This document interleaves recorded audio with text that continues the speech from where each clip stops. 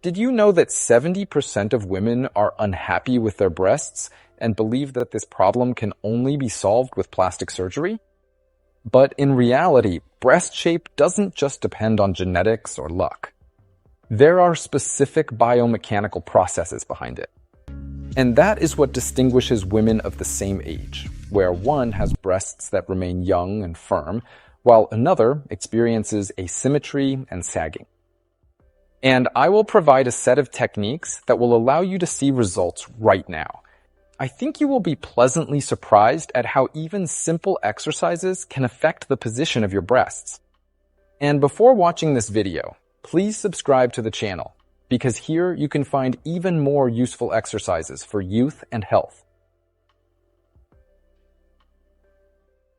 Key reasons why breasts lose their shape. The position of your body, that is, your posture, has a huge impact on your breasts because the mammary glands are quite voluminous structures that have weight. And depending on how much your body is tilted forward, how much your shoulders are rolled inward, all of this shifts the weight of your breasts forward, and accordingly, they begin to hang more heavily on their own ligaments. As you age, the ligaments begin to stretch, and the mammary glands start to sag. If your chest is expanded, then your mammary glands transfer part of their weight onto the chest wall. Accordingly, the ligaments that hold the mammary gland are not overloaded. In other words, if the chest is like this, the mammary glands rest on the chest. If the chest is like this, they hang, and consequently, they sag downwards faster. This is the first important mechanism for why sagging of the mammary glands occurs. The second is lymphatic congestion. If you feel that your mammary glands are swelling, becoming heavy, and they are hard, sort of dense, then this indicates that there is lymphatic congestion. First and foremost, you need to address hormonal factors, because an imbalance of female hormones can contribute to the development of fibrocystic mascopathy and various lumps. So the first thing to do is get checked out. But it often happens that your hormones might be perfectly fine, yet your breasts are still quite swollen and heavy. This happens in the face just as it does in the chest. In other words, the fluid that accumulates starts to stretch the tissue. That is exactly what causes the deformation to increase. And by the way, it's not just lymph, but also the milk that accumulates in the mammary gland. Because during breastfeeding, the volume of glandular tissue increases. And that is why it is very important to never stop breastfeeding abruptly. When the mammary gland shrinks suddenly, it cannot adapt, and consequently, this leads to the breasts starting to sag more. These are the two key components. Why actually does the lymph not swell? The thing is, the mammary gland, you see, is located right on the pectoral muscle. If the pectoral muscle is tense, yes. If the fascia of the sternum, yes, are tense. And very often emotional stress, worries, tension of the diaphragm occur. The chest becomes hard as stone. Consequently, lymph flow is poor. You need to work with the chest, you need to work with the pectoral muscle, with the fascia, to relax them in order to improve lymphatic drainage and, of course, perform self-massage of the mammary glands. And it is also important to mention other things that accelerate breast ptosis. First of all, these are sharp fluctuations in weight. The breasts don't have time to adapt. It's better to gain and lose weight slowly. Also, when you exercise, wear a special sports bra that provides support during physical activity, because jumping and running put constant strain on the breast ligaments that maintain their shape. Regarding wearing bras, don't wear a bra 24/7, especially one with rigid underwires, because it disrupts lymphatic drainage. And by the way, write in the comments, do you wear a bra? Do you do any special physical exercises for your breasts? I'm interested to read about it. And now, before we do the exercises, I want you to perform a self-examination. I recommend taking off your bra and standing in front of a mirror. Yes, stand sideways and look at your posture. That is, pay attention to how much your pelvis is tilted forward, how much your stomach is protruding, and how much your shoulders are rolled inward.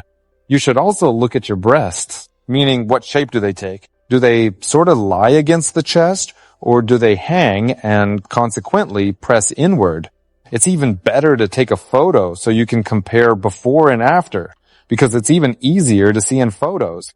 And we will be working specifically with the anterior myofascial chain. We will work with the pectoral muscles and fascia to lift this whole structure. Yes, to improve lymphatic drainage and to improve the condition of the breasts so that they remain firm, youthful, and healthy. So we've done this test, and now we move on to the practice. We'll start by working with the pectoral muscles, because the pectoral muscle performs a kind of pumping function. That is, if you regularly train the pectoral muscle, it also accelerates lymphatic drainage. And that's why I recommend you do push-ups from the floor. You can do push-ups from your knees, or you can do classic push-ups, meaning with your hands slightly wider than shoulder width apart. Place your hands, fix your shoulder blades, and keep your shoulder blades pressed against your torso. Slowly start to lower yourself, touch the floor with your chest, and then slowly, accordingly, return back up. And do this 8 to 10 times. Do it slowly. You should feel a burning sensation inside.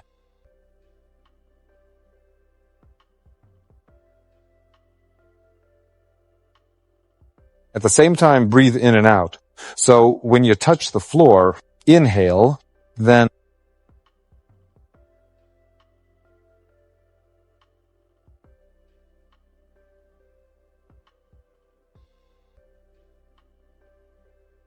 eighth time. 9. And 10. That's 10 times. Accordingly, you should feel a burning sensation. And accordingly, right after this, we will work with the anterior myofascial chain, because poor posture is linked to tension in the anterior myofascial chain. What can you do?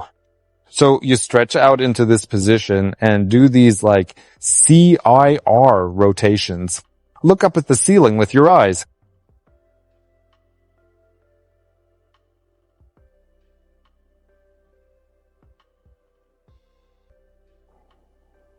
So what do you feel?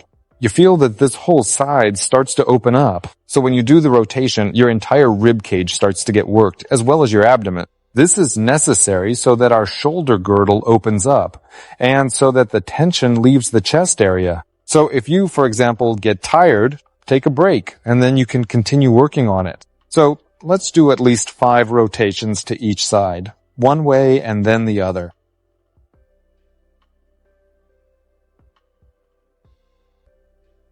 Okay, good. We've worked on it. After this, you should feel that your entire rib cage is burning.